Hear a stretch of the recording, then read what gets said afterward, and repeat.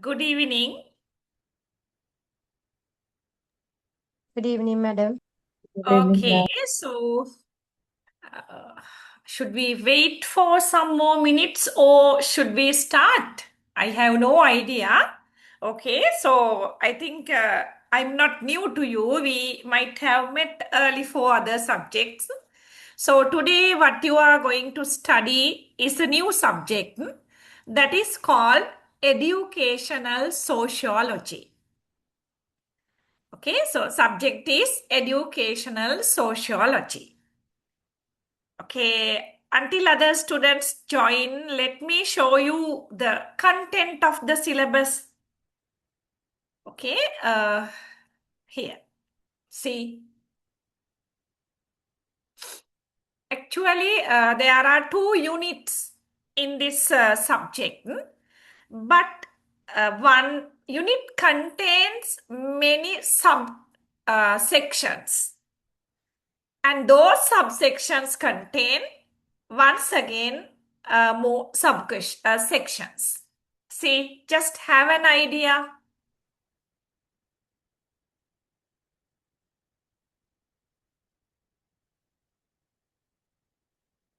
Here you can see introduction.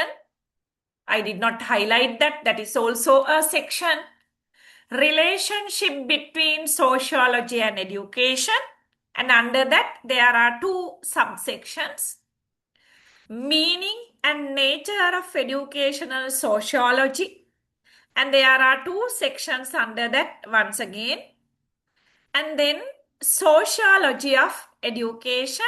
It's a bigger one because there are 5 subsections.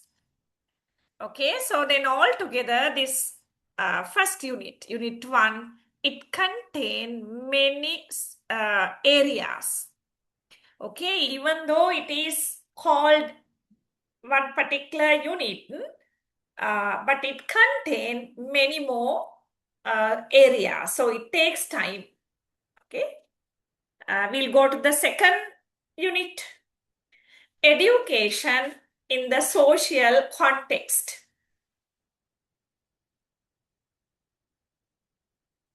Okay, there are 3 subsections. Yes, education as a social subsystem. Under that, there are 5 sub areas. Human rights education. Under that, you can see there are 3 subject areas.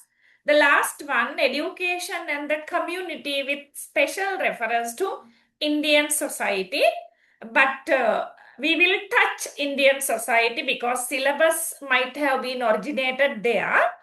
Rather than the Indian society, we'll talk about Indian society, no issue. And at the same time, we'll talk about Sri Lankan society also. Okay, so that is the syllabus. And I will share this with you. So, at a rough guess, when you look at the syllabus, you may feel, oh my God, it's a simple syllabus with 2 units. And don't take that idea, just erase it. Even though there are 2 units, this is a lengthy syllabus. Okay. Are you clear with the syllabus? Yes, ma'am. Okay, very good. Without wasting time, we'll go to the first topic. Yeah, let me share it. So before that, I want to know, are you the students to whom I taught teaching English as a second language? Yes, ma'am.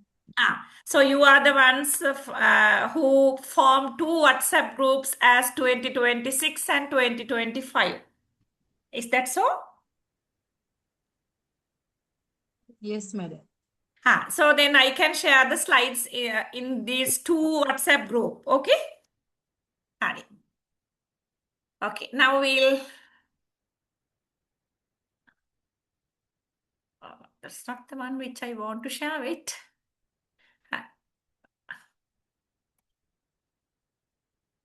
You can see it. I have it. Okay, I will close it and I will share this one.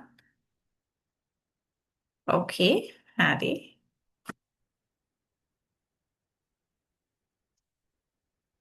Okay. Okay, so we are with Unit 1, the first part. That means education and sociology. That is Unit 1. Here you can see 101, 1.1, 1.2, 1.2.1, 1.2.2.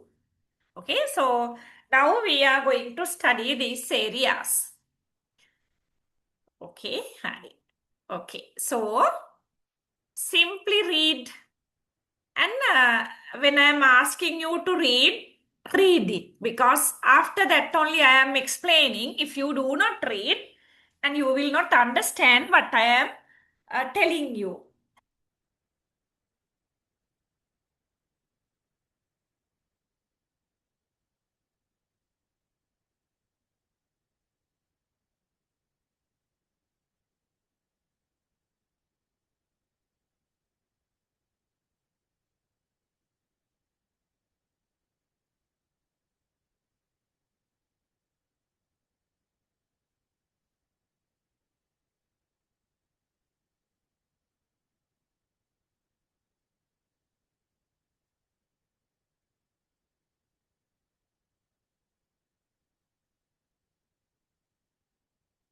When you finish reading, let me know.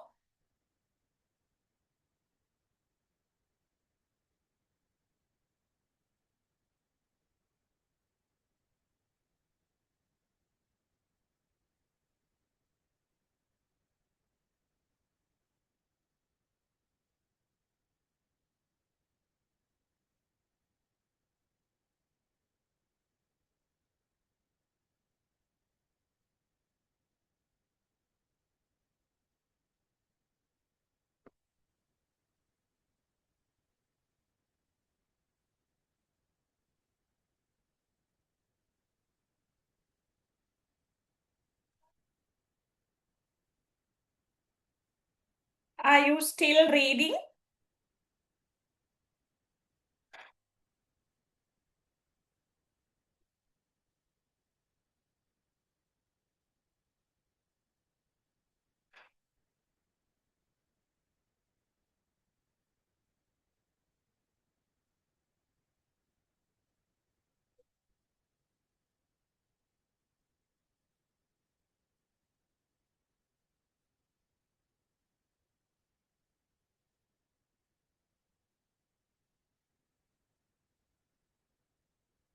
Hello, shall I explain?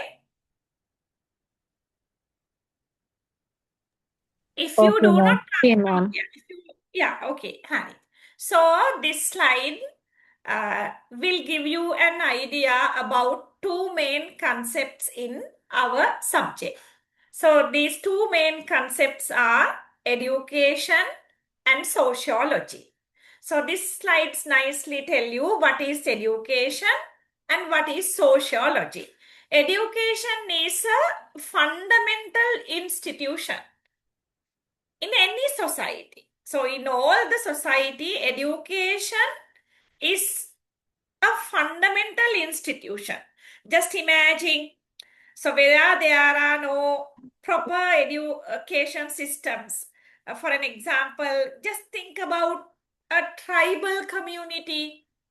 So that is a society, but it does not have a methodical education system, but still it has an educational institution. That means there is a way that tribal people learn, maybe how to chase away an animal, how to hunt an animal, how to roast an animal, just like that.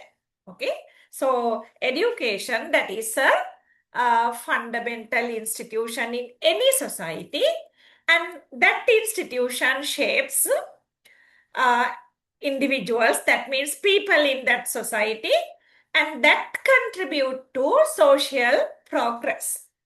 Okay, then you can get to know what is sociology. So sociology is the It's a subject actually. You can learn it as a subject.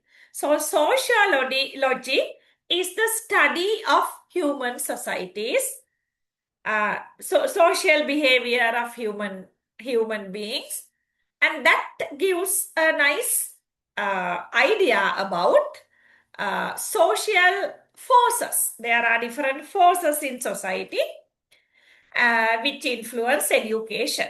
And don't get confused, okay? What is education? What is sociology? You can find an answer. So, this unit that will explore the interconnectedness. In Sinhala, we call antar sambandhatavaya. Interconnectedness of these two, education and sociology. How education affects society, sociology, and how society affect education. Okay? Are you clear with that? Yes, madam. Okay. When you learn everything clearly and don't postpone your understanding. Okay, you can postpone many things, but if you could not understand anything, put a message into chat box. I will explain it once again, no issue. And we'll go to the next slide. Okay, so I am following exactly this system. Okay, 1.0, 1.1. Unit objectives. Just read and get some idea about unit objectives.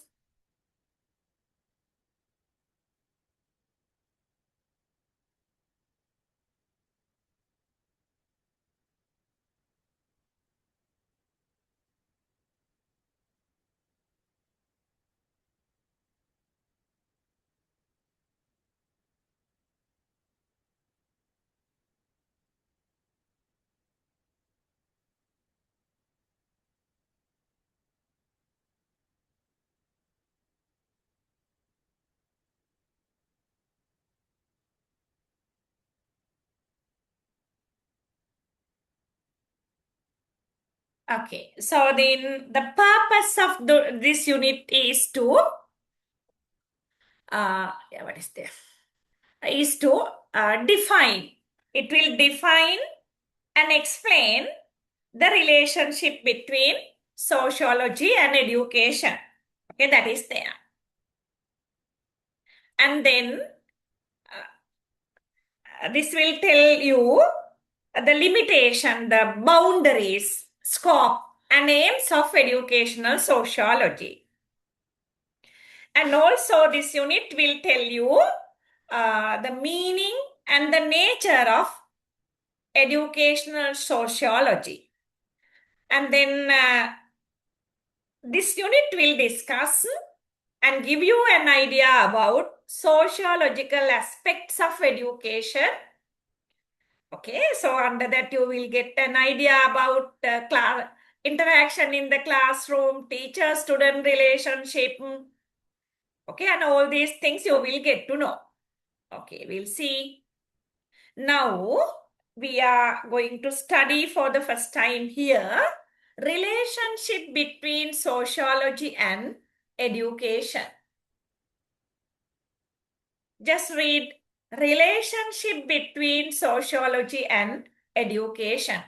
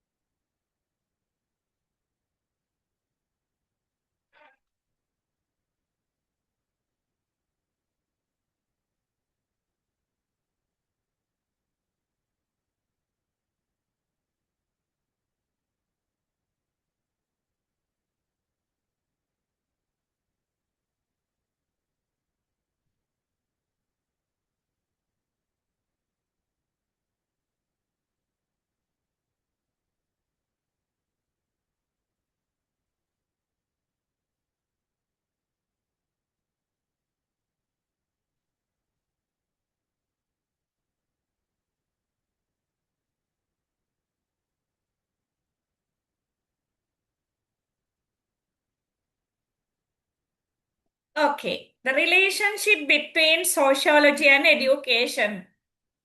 Actually, this relationship is deeply, that means very strongly intertwined. So then, interconnected. So then, sometimes you may think education is just a process of transmitting, exchanging knowledge and skills, giving knowledge and skill. But education is not only that.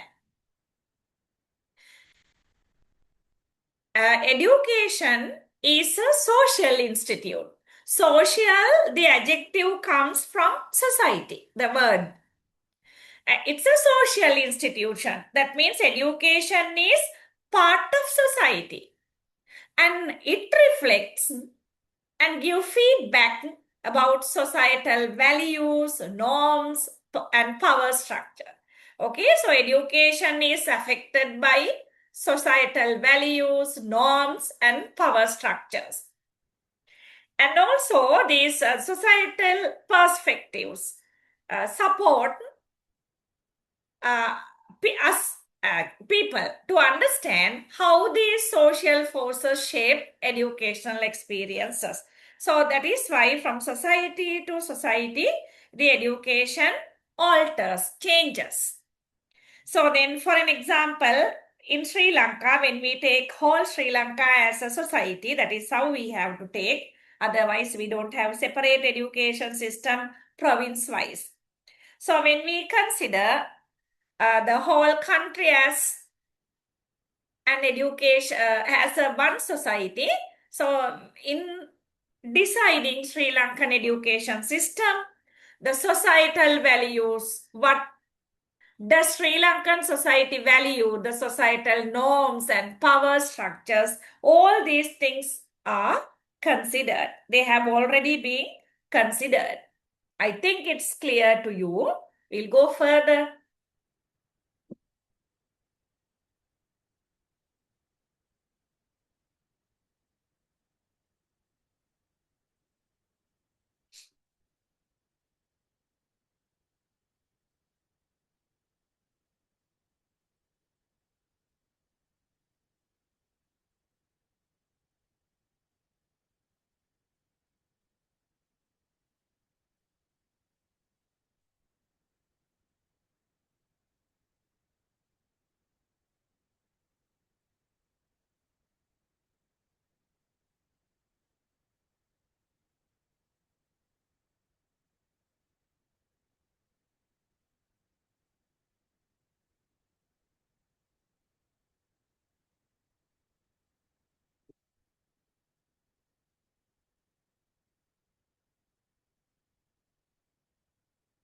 Okay, so at last we can come to a conclusion. The relationship between sociology and education is a deeply interconnected one. And the connection and these two are mutually influential. So one affect the other one. Education influences society, society influences education. So that is how it is functioning. Okay, now we are going to study how sociology influences education. So there are many factors to discuss under that. Sociology, that is the study of society, that helps us understand the broader social context which education operates. Okay, that means basically there are many more factors how sociology influence education. We'll see what they are.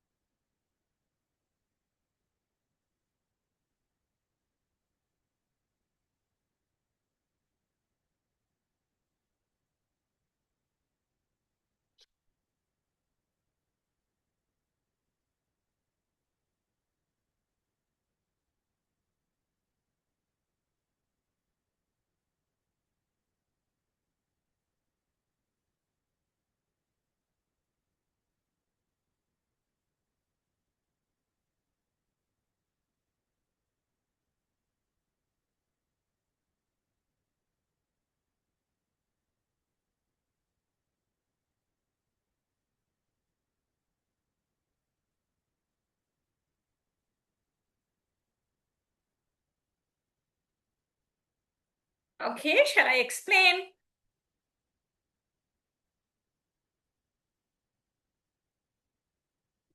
Hari. Okay, so one way that sociology influence education. So here you can see cultural diversity. Okay, that means there are differences in background, the cultural background and values, and they influence learning style, classroom dynamics, and educational expectation. I will give you one example. So there are some culture which focuses on rote memorization and respect for authority. Okay, that means in the past it was like that actually. So focus is on memory, the root memorization. In Sinhala we call katapadam karanawa. That means learning by heart. So some cultures give priority to that. And then at the same time, those such culture will respect for authority. Here authority means teacher. Okay, so then just imagine a students from such a culture happens to study in a classroom where it focuses more on students. I mean, student-centered system is operated. So that means students are encouraged to participate in active debate and critical thinking. Okay, so that's something different. Okay, I hope you got an idea. At the same time, if I give you some more examples, so then in some societies, now actually we can't find them, but still there may be. So then it is considered as disrespect when students directly look at the teacher's eyes, eye contact. So then that early in the past, the student used to uh, look down and they look on the floor and talk to the teacher. They could not talk to teachers face to face. What is happening? Hi, okay. Yeah, give me one. Can you see the screen? No, ma'am, it's fully dark. That's what something happened. Let me. Okay. Now is it visible once again? Of course, ma'am. Yes. Okay. It is like that. Okay. So then the culture in which students live affect education. And one more. There are some cultures which focuses more on vocational training. That means in the past actually. So rather than learning theories like that, they want to get practical knowledge. There are such cultures. So according to the requirement of that culture, the education system also will be arranged. And then another one is social change. Okay, social change affect education system. The very good example is actually nowadays the AI, artificial intelligence. So artificial intelligence is a social change, but it directly affects education system.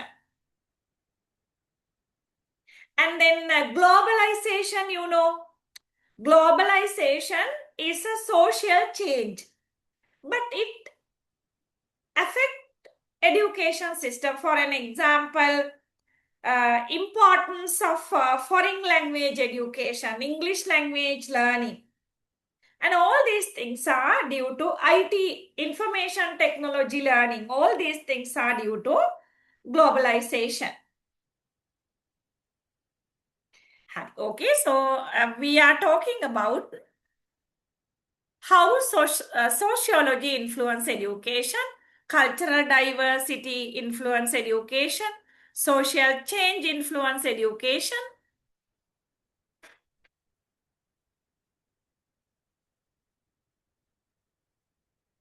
Okay, just read.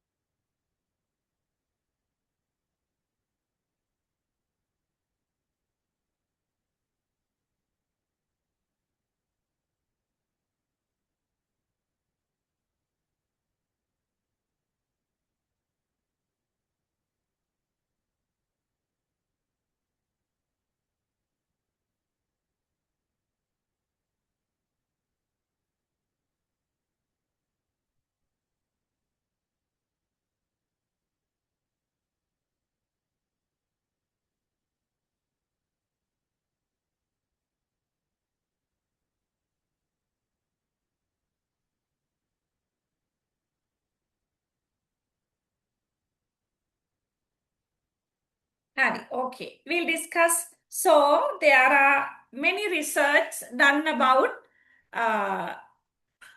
education, the social issues related to education.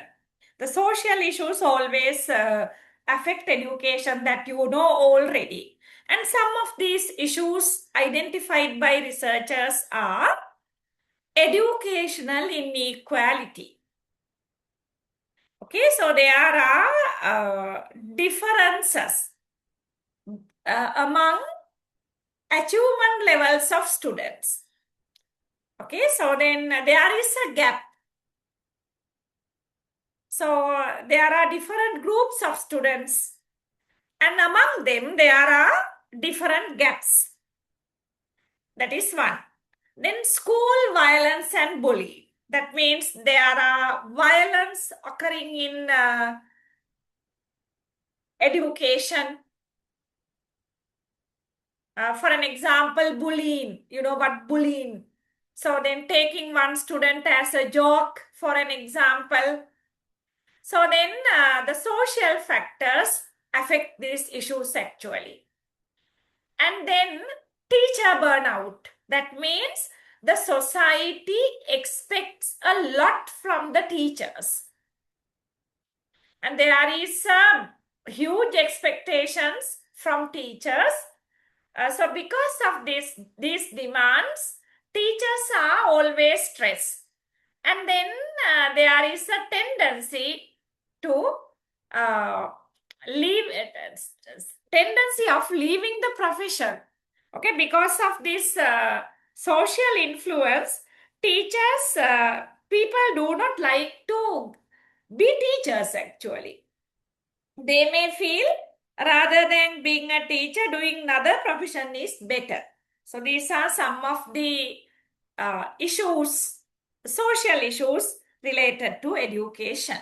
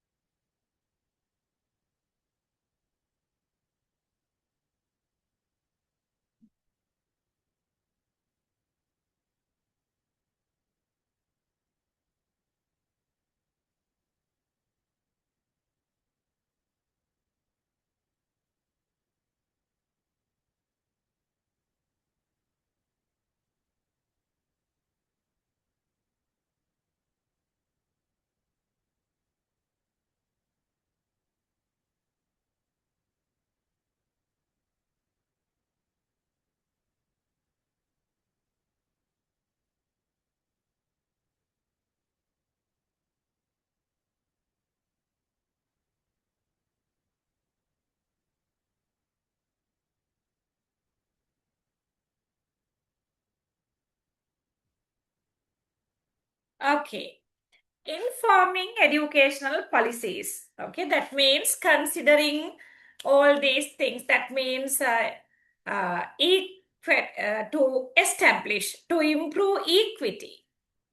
That means to establish equal opportunities for students, to address social issues, and to create more inclusive. That means some children should not be spared from education. Everybody should be there. I mean, the children. An effective education system. So, for all these things, educational policies are there. Okay, so now here what we discuss is how sociology influences education. Now just remember. So there are some social factors which affect education. They are cultural diversity, social change. So recognizing them, paying attention to them, the researchers, they have found some social issues. So then to avoid these social issues, there are educational policies. So now we are going to study how education influence society. That's sociology. Okay, just see.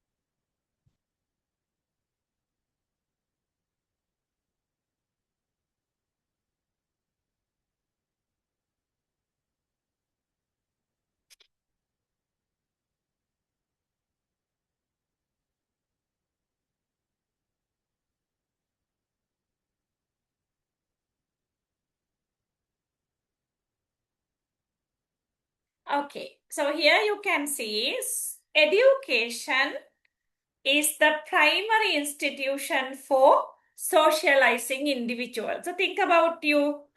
So you started being socialized after going to school. So from grade 1 onwards. So we can get to know education socialize people, socialize individuals. And education transmit cultural values. So there are particular cultural values in our society also. There are cultural values. How did we get them? That is because of education. Okay, so then forming social norms. Okay, just like that, education support education this take decisions or decides social involvement. Okay, so these are the factors.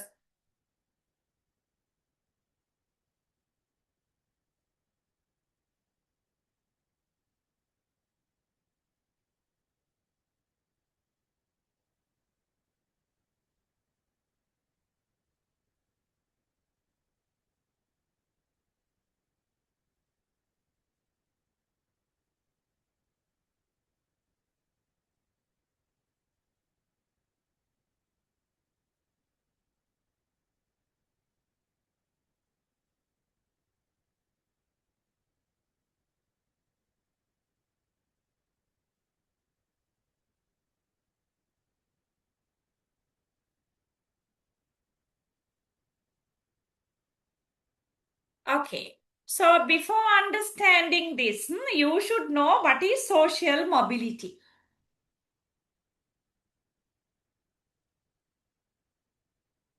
Okay, mobility. Mobility, it refers to the movement. So then movement from one place to another. Okay. So in society also there are movements. People will move from one society to another. That means it's like this. I will give you one example. And social mobility is two types actually. One is upward mobility. Other one is downward mobility. Upward mobility means the people will reach a higher social status. Okay, because of education. I think that you can easily understand. Some people who they are in lower society, poor people will say in simple way. So they reach higher status of society because of education. So think about the doctor. I'm giving you a practical example.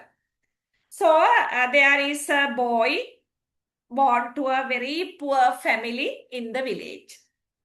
Okay, so then his parents are laborers. But this boy studied well. The parents gave him education even though they had lots of problems. As a result, he got qualified to enter medical faculty. And he was there for 5 years and then he became a doctor.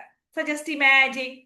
So after that, the people will start respecting him and he will start private practice and he started earning money. So at last he can change his social class. So that is the meaning of upward social mobility. An opposite also can happen. Just imagine there is a boy in a very rich family. He did not study. So what will happen to him? He will go to the lower social status. Okay, that is the meaning here.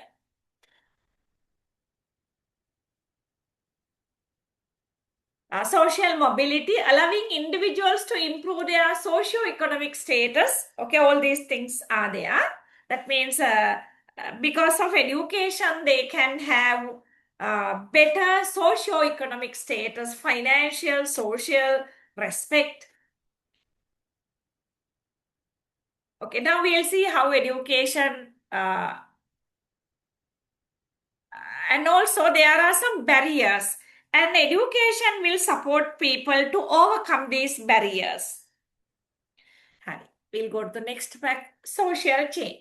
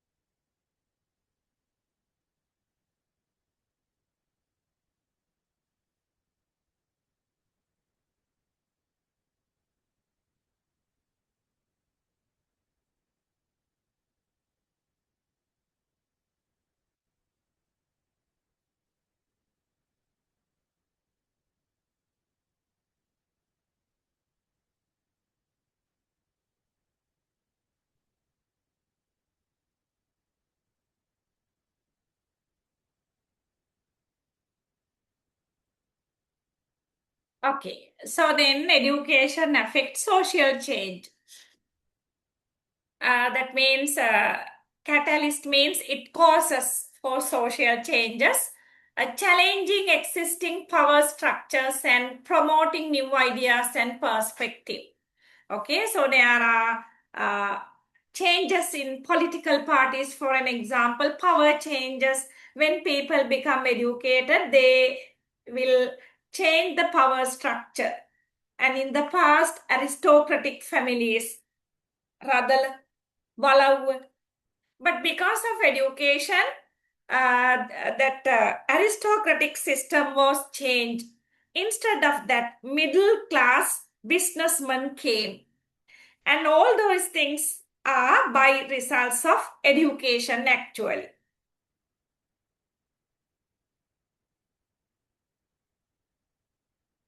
Okay, so then education helps social movements plus societal transformations. Some societies get transformed because of education. Maybe in the past they were very primitive, uncivilized societies, but because of education, they change, and that can happen.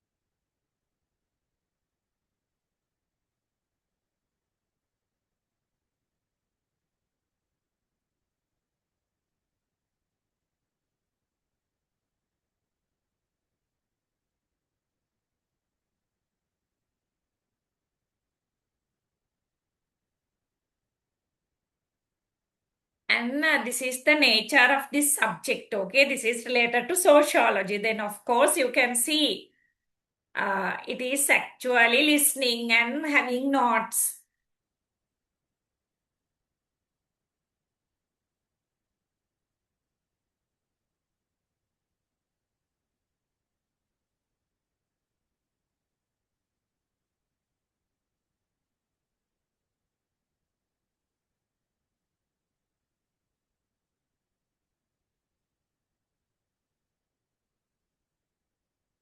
Okay, so this is related to research actually. The sociologist. That means those who study society. They always look at unspoken lesson. Hidden curriculum means unspoken lessons taught in school. So then, apart from the curriculum, there are some unspoken lessons taught in school, like gender roles. Okay, so then for an example, uh, for an example, now it is not here actually, but in the past, in the time ago, always the cleaning part, the sweeping part of the school, it was given to girls in a mixed school. Okay, so then growing flowers, it was given to girls. Okay, but now everything has changed actually. I know now boys, girls together, they have rosters to clean the classroom, sweep the classroom.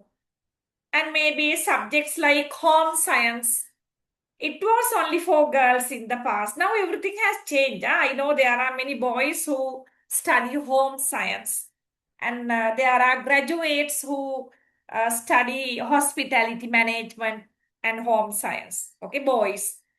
But in the past, actually, uh, hidden curriculum. That means unspoken lessons were taught in the education system, and they will decide their future jobs. For an example, girls, they should be teachers. Okay, something like that. Boys, they should be engineers or something like that. Unspoken lessons are taught in education system, and the sociologists, they check it. And the second paragraph,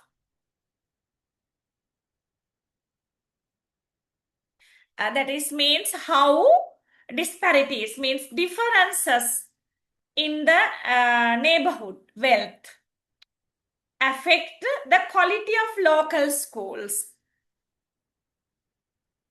and also the resources available in schools.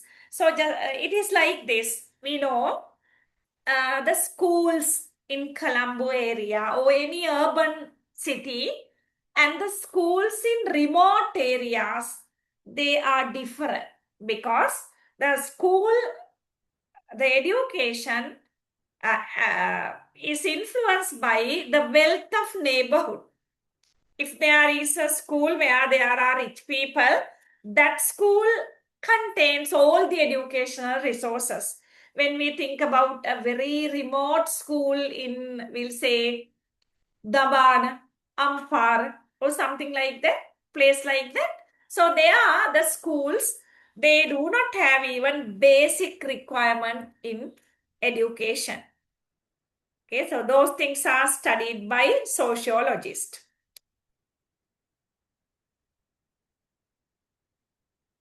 And then the sociologists, they always try to make the education more inclusive. That means it should be open for everyone. Nobody should be at home without going to school.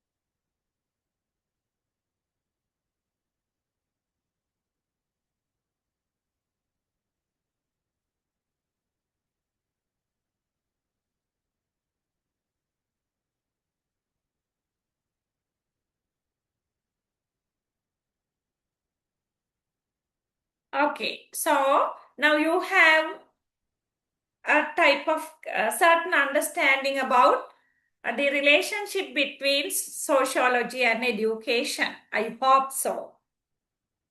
So then when a person is having relationship between sociology and education, that helps to create more equitable, equal, just, fair, and effective educational system. Okay, so then when we are having an effective education system only, individuals, individual students, they can reach their high potentials. Okay, so then for students to reach their high potential, the education system should be equitable, just, and effective. Okay, before we move to next one, just think whether you got this. Let me show you.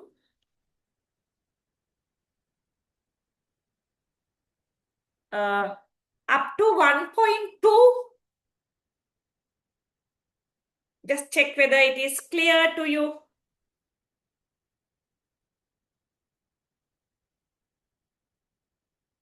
Scope of educational sociology we did not do. But up to that, what we discussed, is it clear to you? Anything that you wish to question? Any opinion that you wish to share?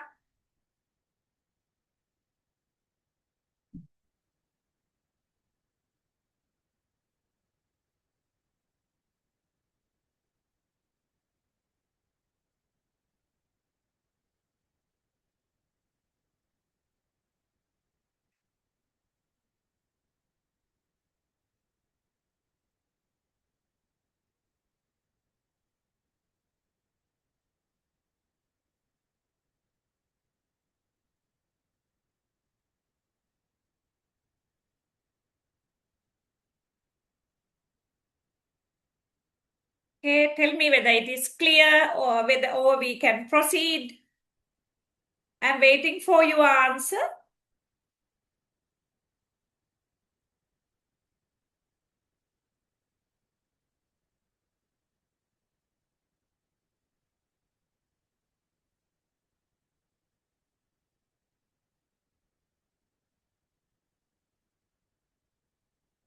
Shall we proceed to the next topic?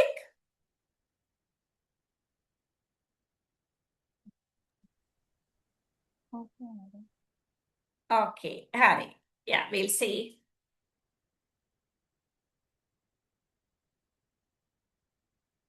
Harry.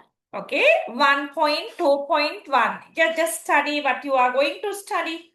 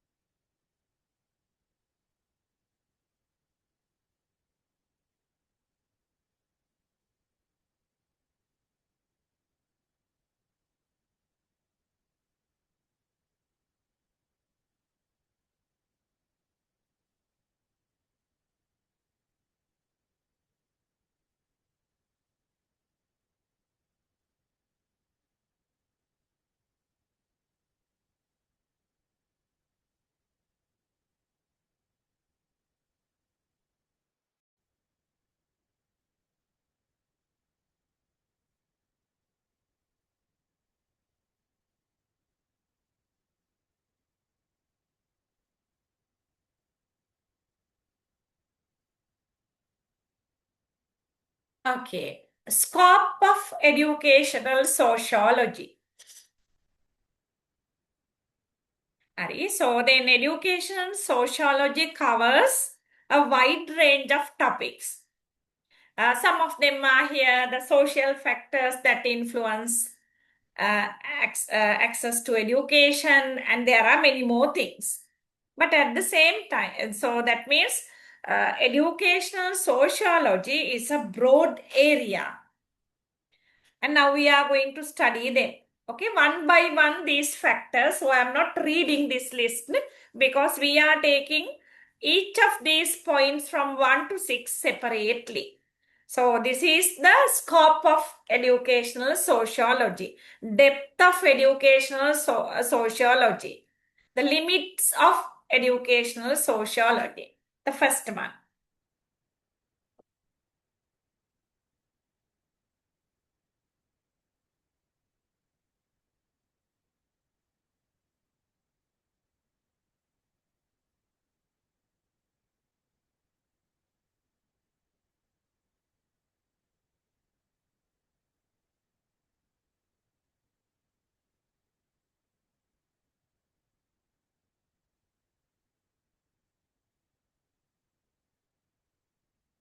Okay.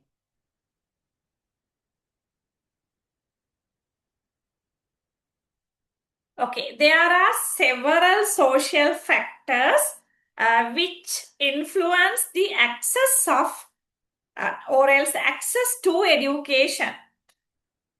Okay, there are many social factors which affect the access to the education system. We'll see what they are. Okay, simply read.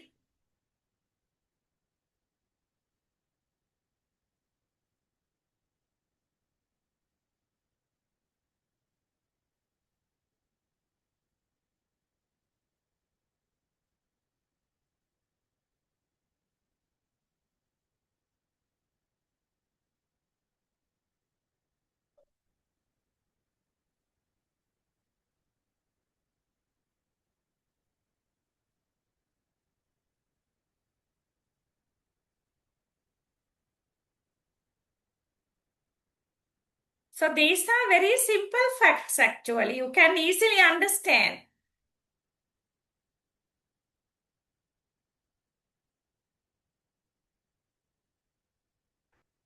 Nothing is there for me to explain actually. You yourself can understand. You just see. The only thing you have to read it very leisurely. Leisurely in the sense paying the whole attention to it.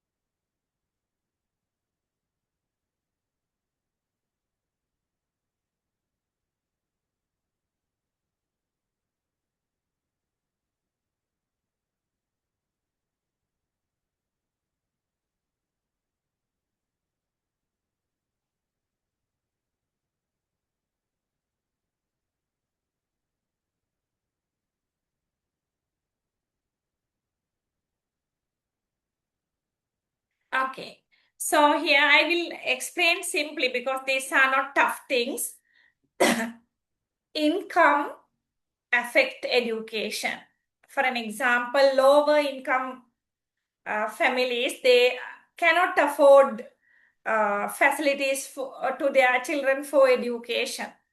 And then parental education. When parents are educated, they have high expectations about the education of their children. And then access to resources. So then that depends on whether families can afford tutors, extracurricular activities, and educational travel and all these things. And they affect education. That means income, parental education, and access to resources will affect education. They.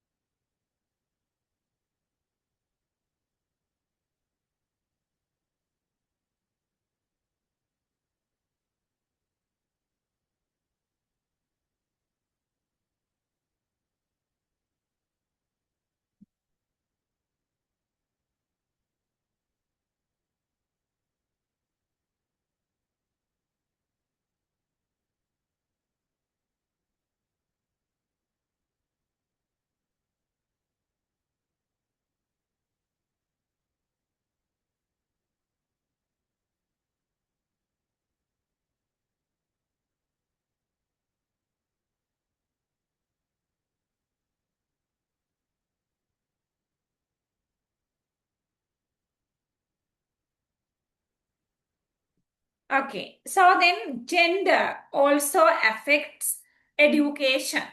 But now it has changed a lot, but still it's not completely changed. Okay? Cultural norms about gender. So most of the cultures in the world, they prioritize boys' education and not girls' education. The condition was same even in Sri Lanka in the past. So after uh, the independence only actually, so education was open for girls in Sri Lanka. Even in King's time, the education, it was only for boys. And then there are some safety concerns actually, gender-wise, especially the female gender. The girls, they may have safety issues. So then if the school is there in an area where there is high levels of violence, so girls may be having safety issues, but boys, they can manage. But in Colombo area, there are, I don't like to read out the place, the name. There are some areas where there are many more drug addicted people either side of the road. Just imagine there is a school, so then mixed school. So then when girls are going to school, they may be having some additional troubles. And then the girls, uh, the parents, they may force girls to go for early marriages, and as a result, they may be pregnant. So that may prevent their education.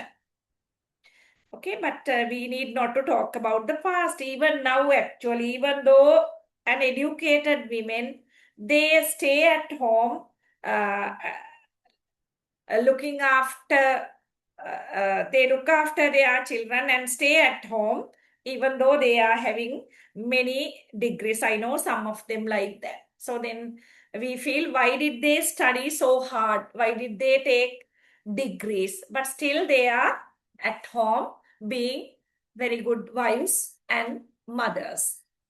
I'm not telling it is wrong, but it's a problem when it comes to education. That's a problem due to gender issue actually, being a woman, being a female.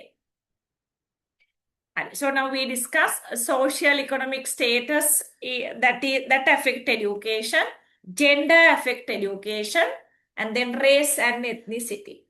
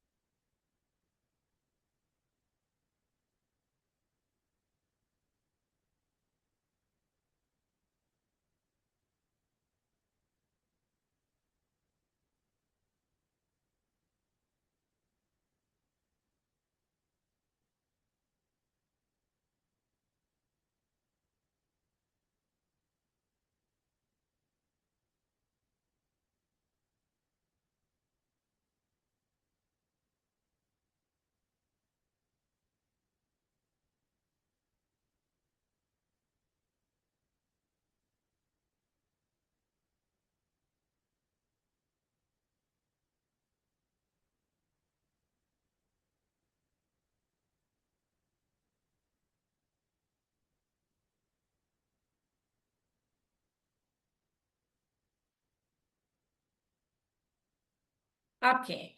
So then race and ethnicity that also affect education. One is discrimination.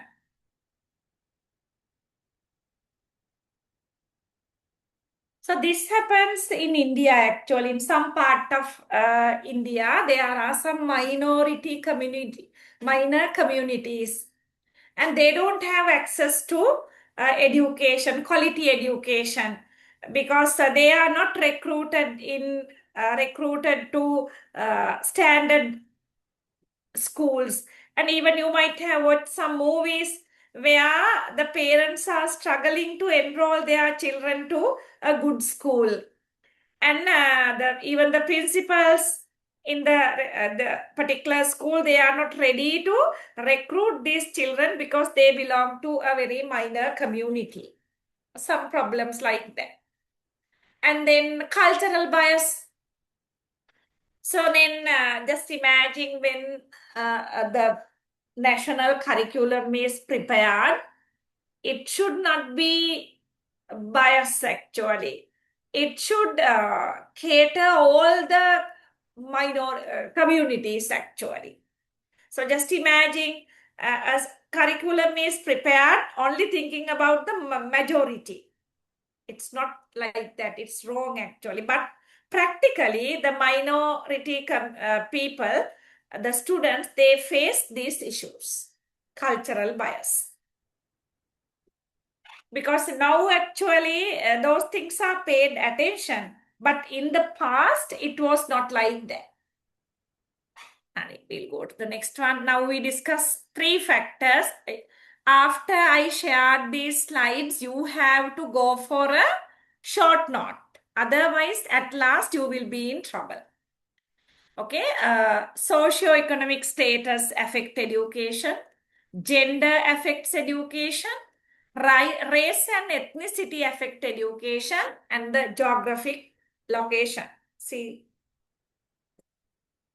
so if you get a question like this, discuss the factors discuss the social factors which affect education or something like that. So you should remember that.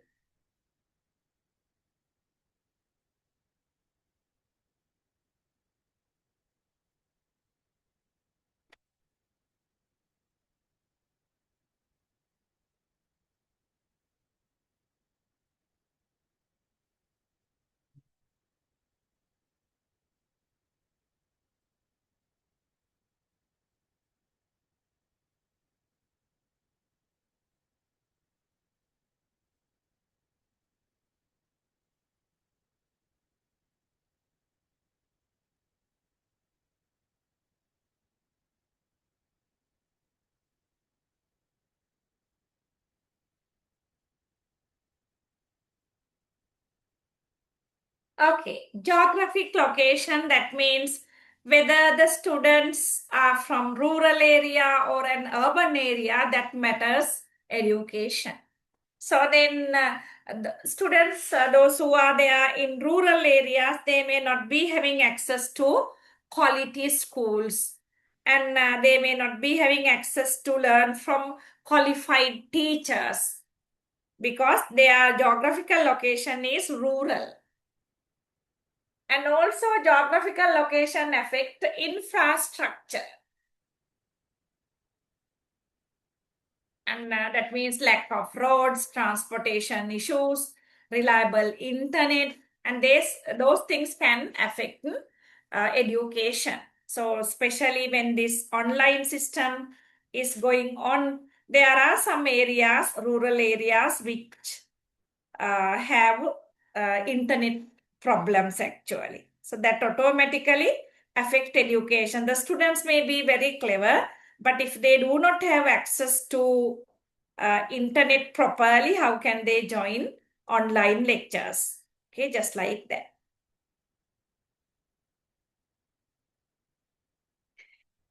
We see the next one, disability.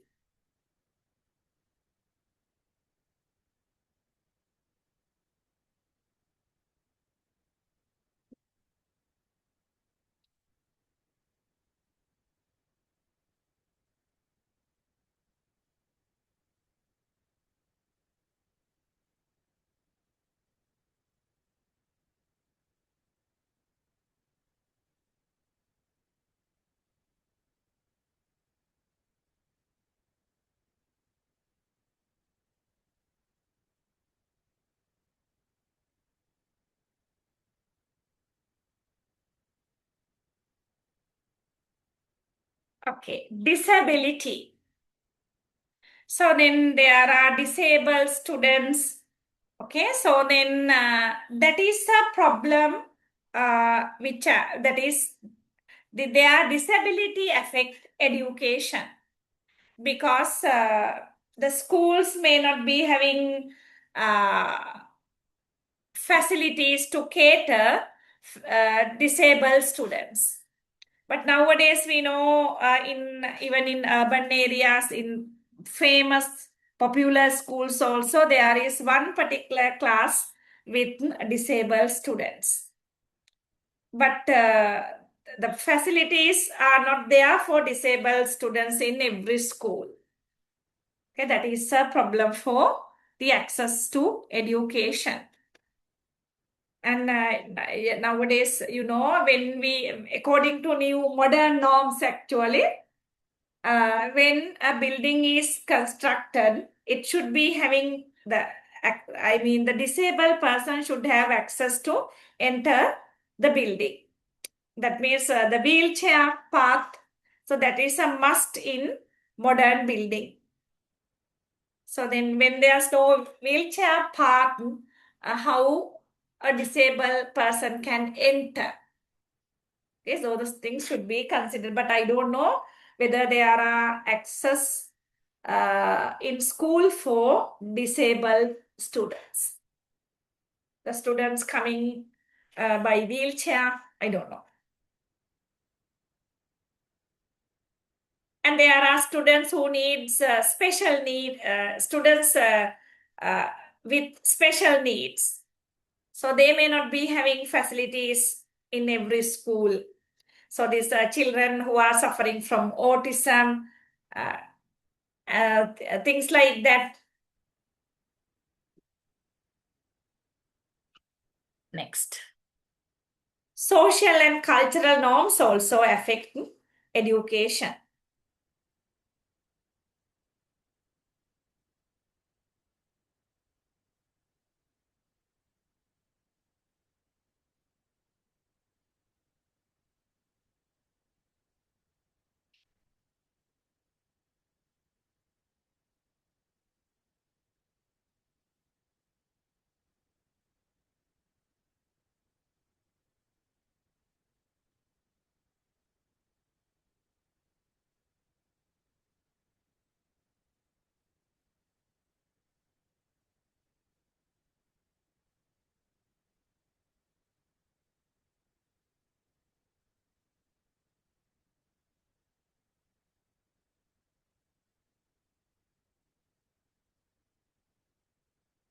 Okay, social and cultural norms affects education. So then in some regions, children are expected to work instead of attending school. Parents will not allow children to go to school. They prefer when they are children going for work and earning something rather than learning. So there are such societies, maybe because of poverty.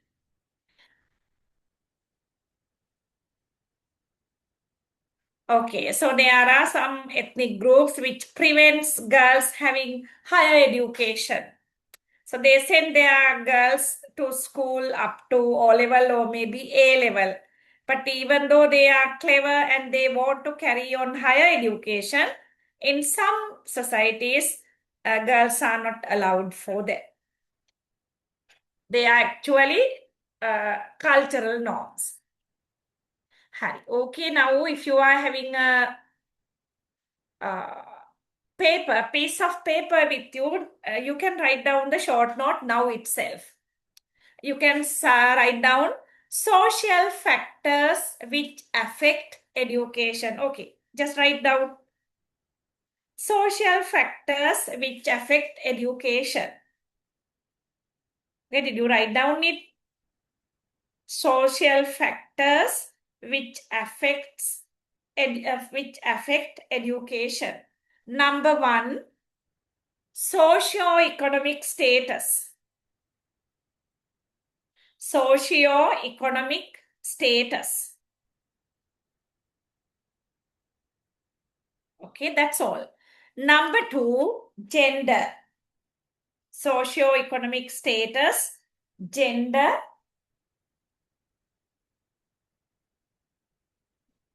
Number 3, race and ethnicity. Write down race and ethnicity.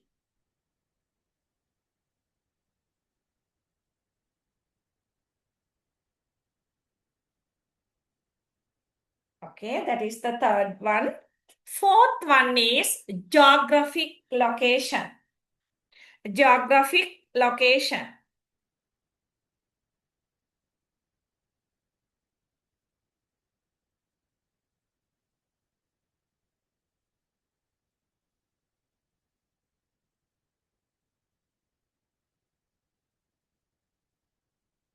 Okay. After geographic location, disability is that number 4 or 5.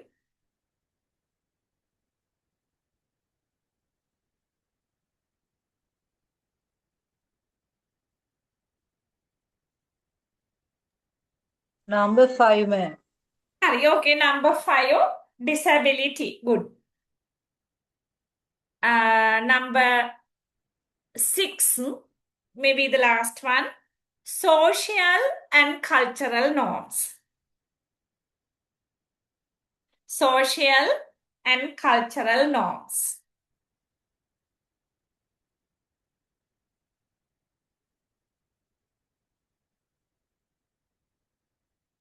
Okay, so that is the summary. These are the 6 social factors which affect education. Okay, if it is clear, because this subject is very heavy, I will go to the next one. Just see here.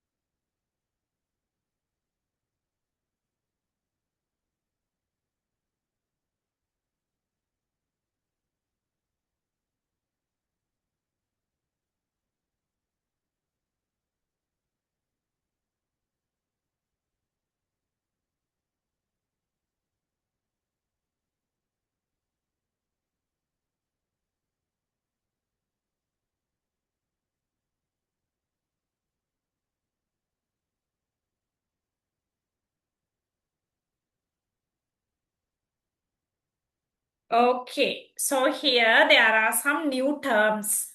The role of education in social stratification. So, what is stratification and inequality? Okay, so we'll understand education plays a complex role in both perpetuating. So, what is the meaning of perpetuate?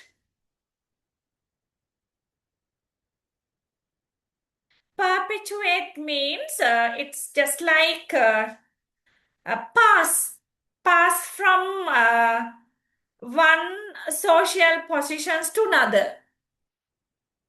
That earlier we discussed. So then, because of education, one can perpetuate his social status. Earlier he was poor, but he can go to higher social status because of education. That is perpetuate.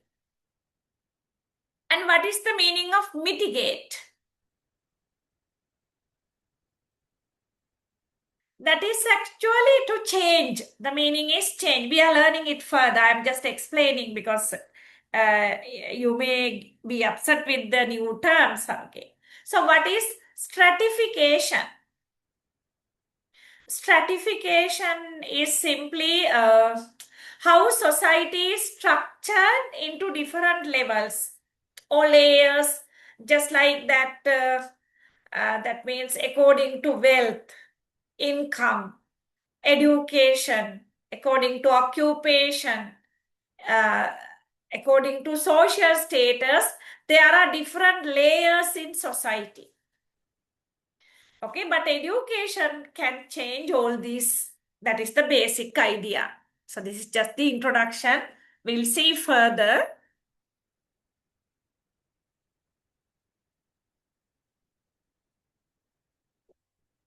Okay, read.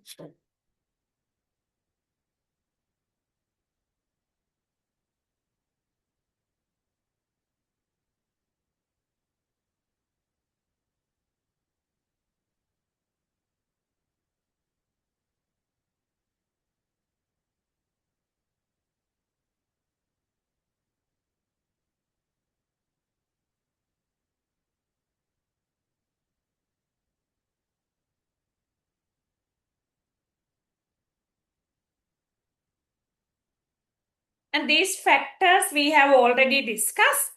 I feel even I need not to explain. You just understand them.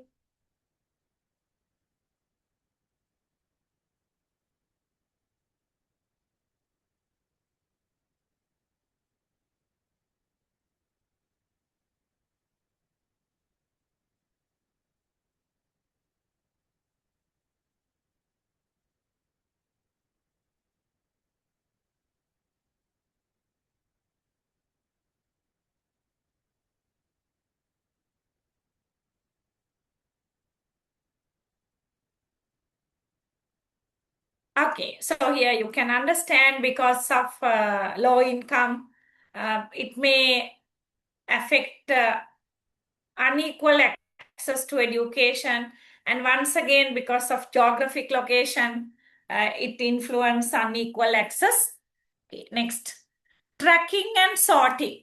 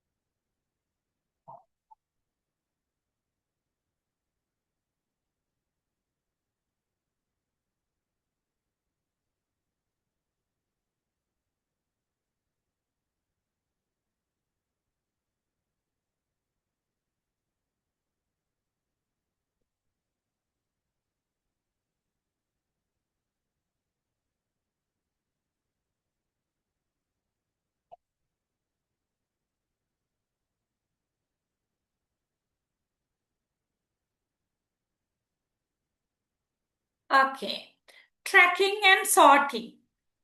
The tracking system, you know what it is. So that when we order something online, we can track where the parcel is, tracking.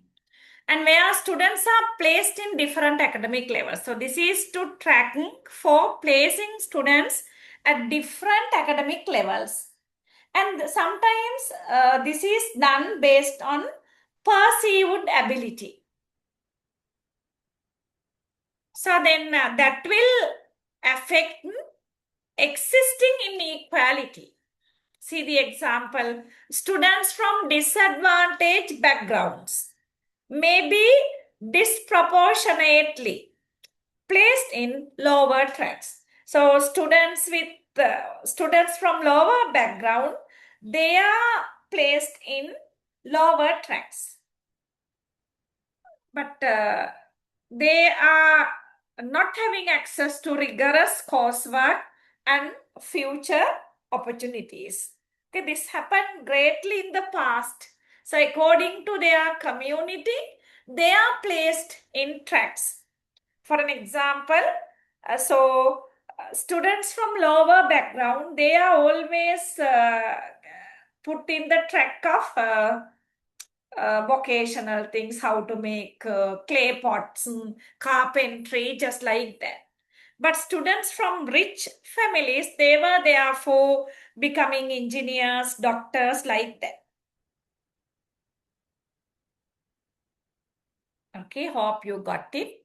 Next, hidden curriculum.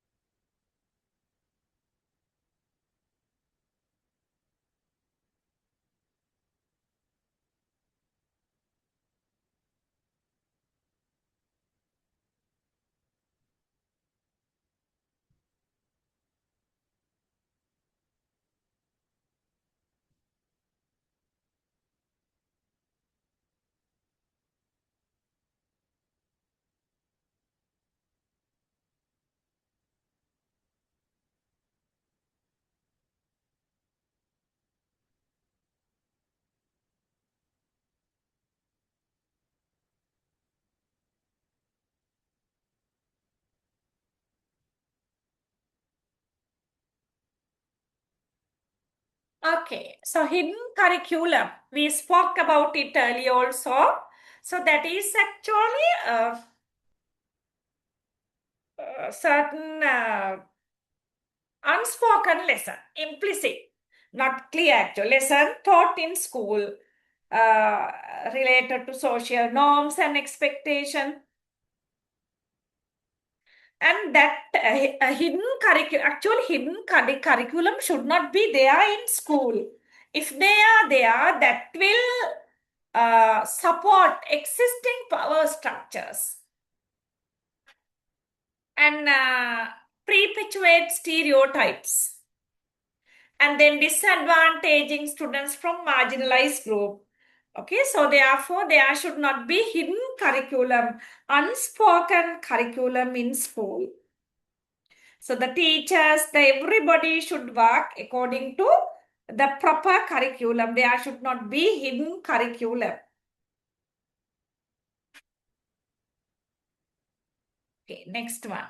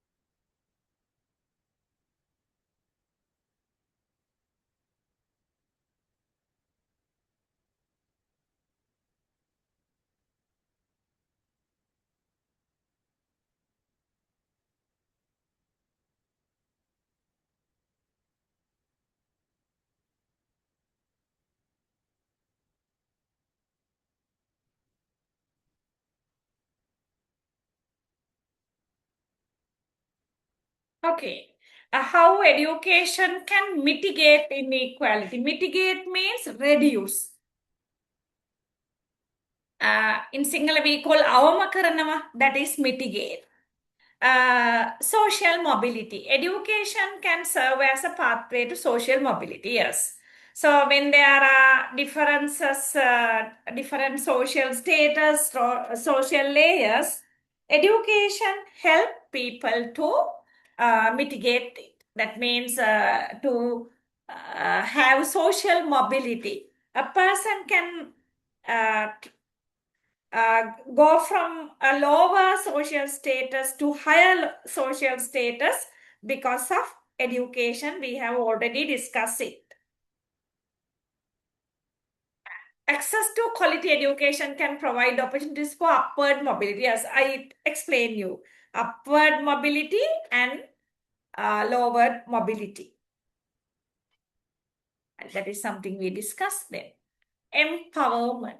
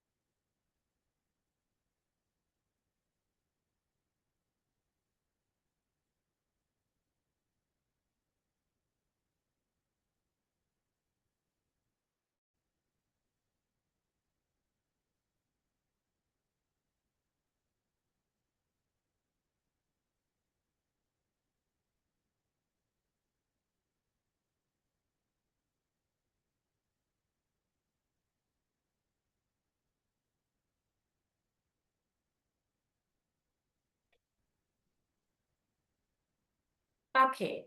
Education support to empower. Empower means to give power. So then education give powers to individuals who are with knowledge and skills. And then education enable them to participate more fully in society. Yes. So education support or help to give powers to capable persons. So as a result, they can be very wealthy persons, persons with high standard because of education. Education develops, give powers to individuals with knowledge. And then critical thinking and social awareness.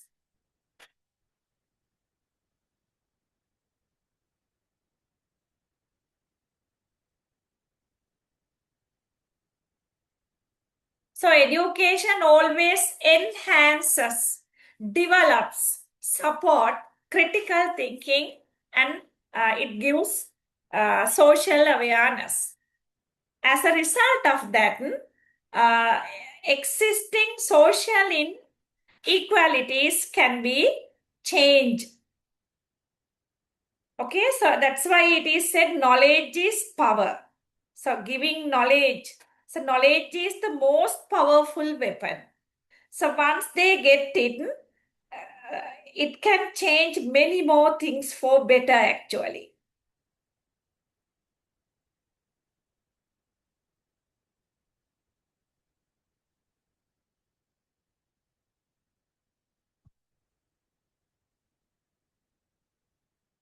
Okay. And there are some important considerations you just see.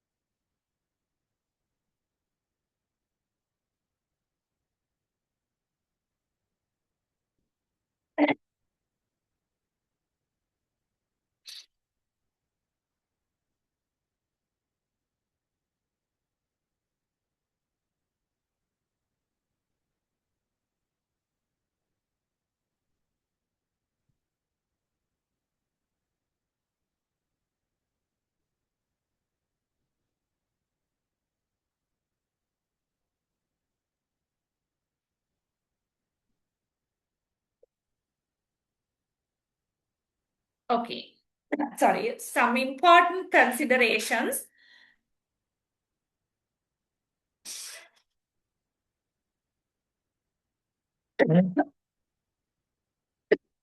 The role of education in social stratification, that means how different layers in society have been formed according to wealth, education, just like that. Okay, so it's a complex and varies depending on specific context and education system. Even though we say that education can do these changes, it depends. So then the second one, even though education can develop inequality, education can reduce inequality, that is also depend on underlying social and economic factors that contribute to education disparities.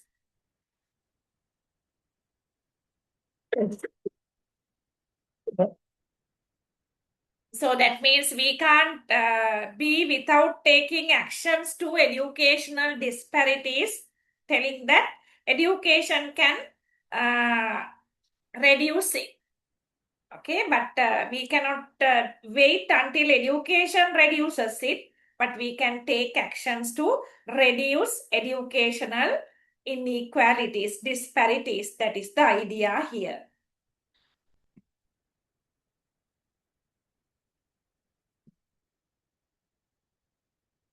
Is that the end of that section? One more.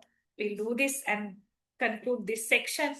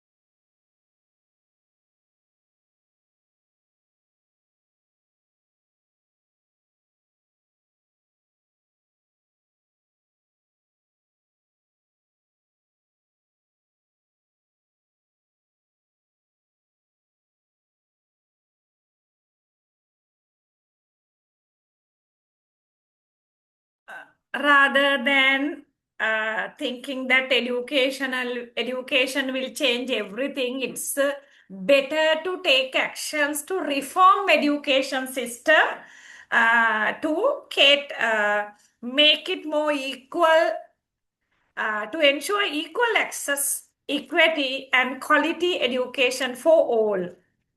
So existing education can be reformed to cater equal access, equity, and quality education for all. That is the thing that should be done actually.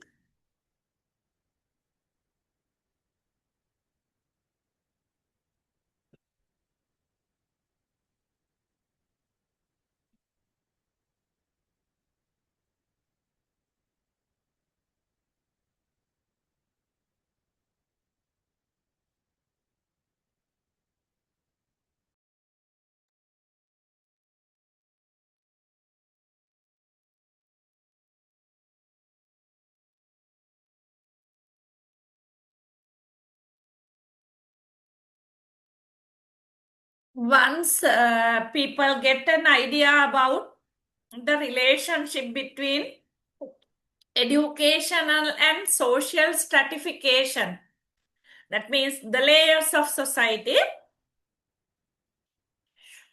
we can create an educational system that promotes social mobility, empower individuals, and break the cycle of inequality. So that is the most important thing. So that's why these things should be learned. Okay, so then the second factor which we discuss, just see whether it is clear to you. I will go to the third one. Okay.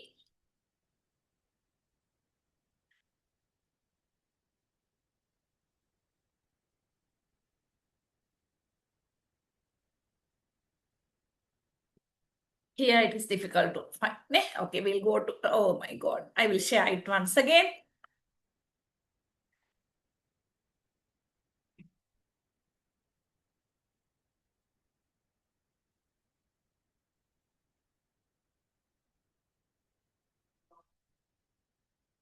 The role of that is,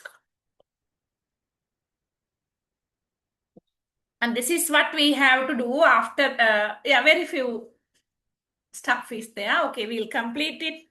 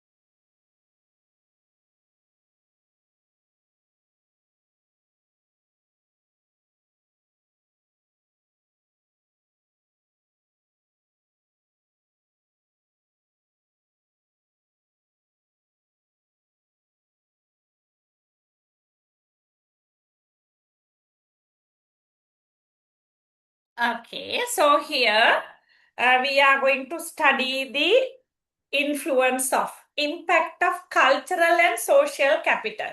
So you should get an idea about what cultural capital and what social capital are.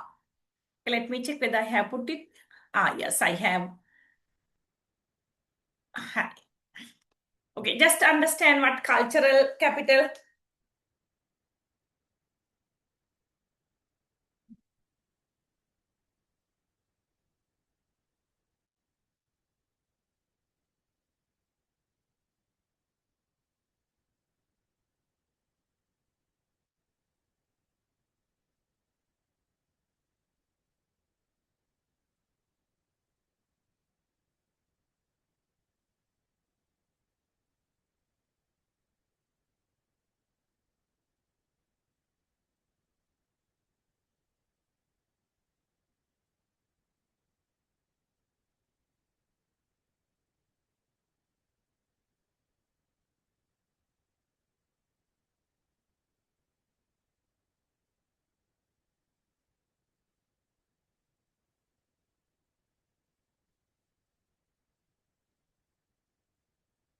Okay, here you can understand cultural capital. It refers to the knowledge, behavior, and skills a person gains from uh, their family and background.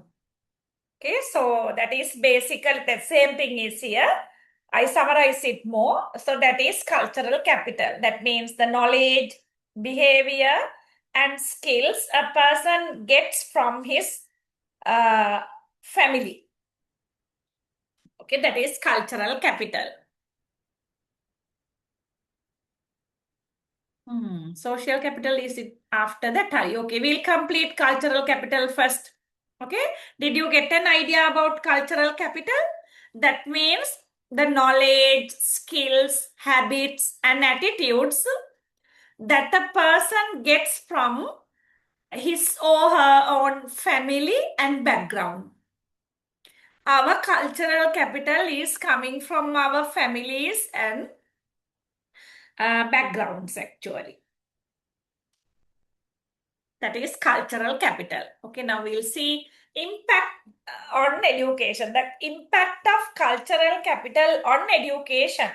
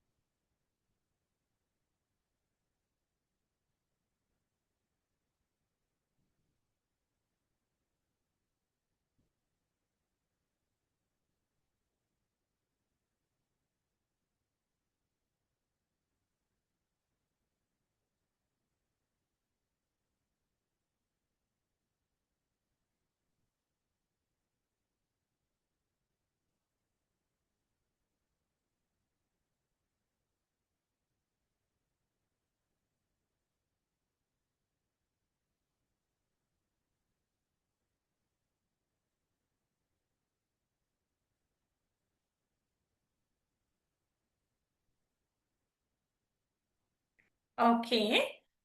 So then this cultural capital, it influences education.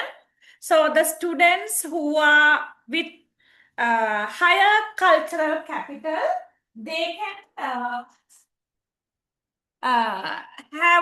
they are more comfortable with language and communication style in school. That means the students with higher cultural capital, they can study very easily. So they can learn languages, they can communicate very well in school. This is an added advantage for them. And their writing and their interactions with teachers, that will be very positive. Okay, so when the cultural capital is high, that will influence positively the students' education.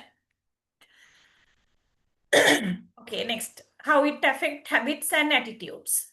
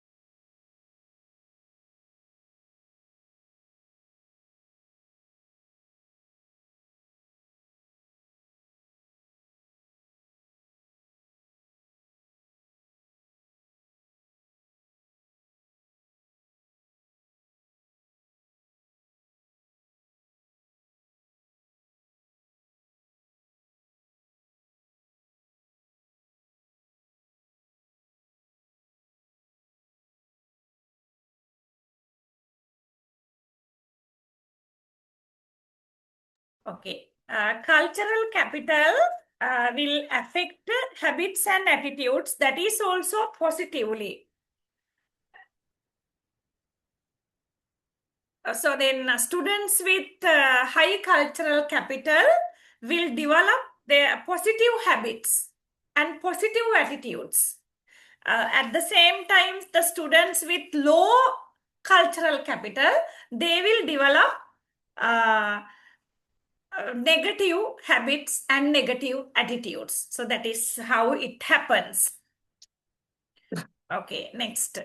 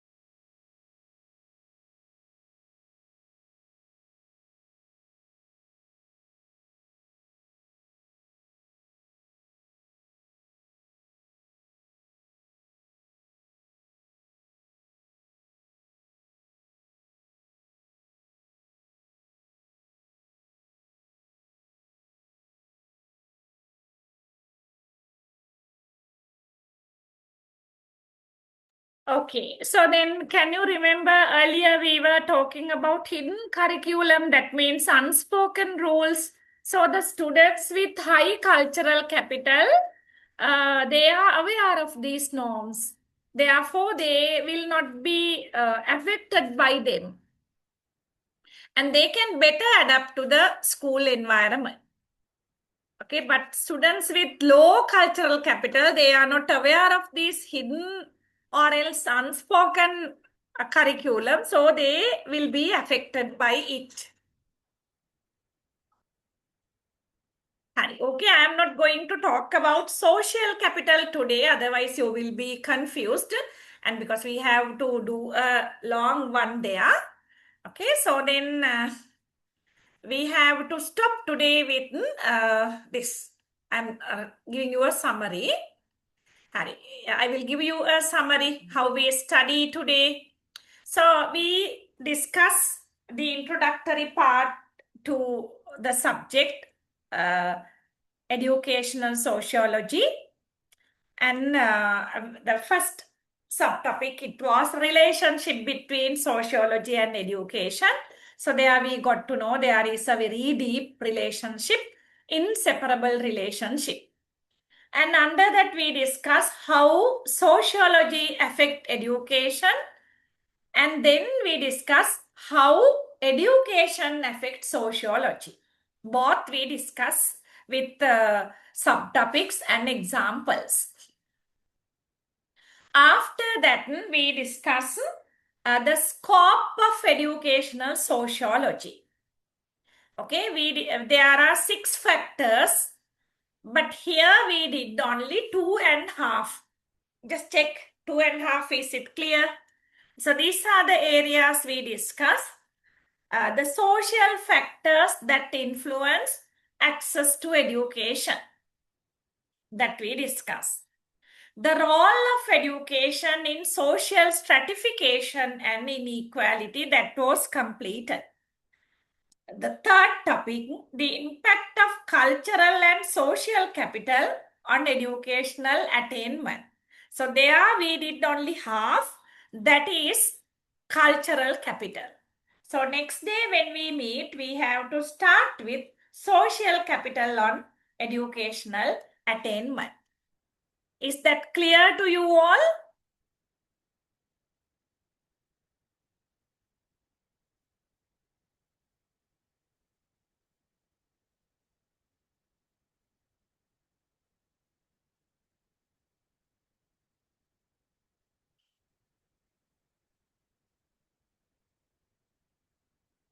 Do you have any questions, doubts?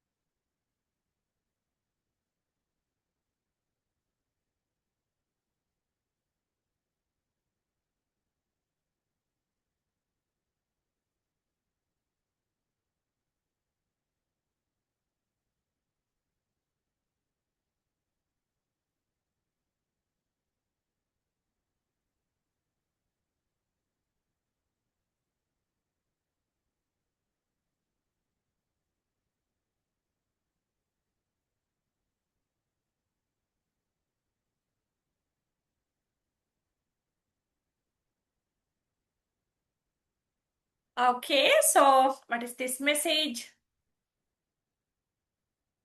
Okay, so then here I will share the slides in two WhatsApp group. Okay, if it is clear, here shall we wind up the session? Okay, then good night and have a nice day.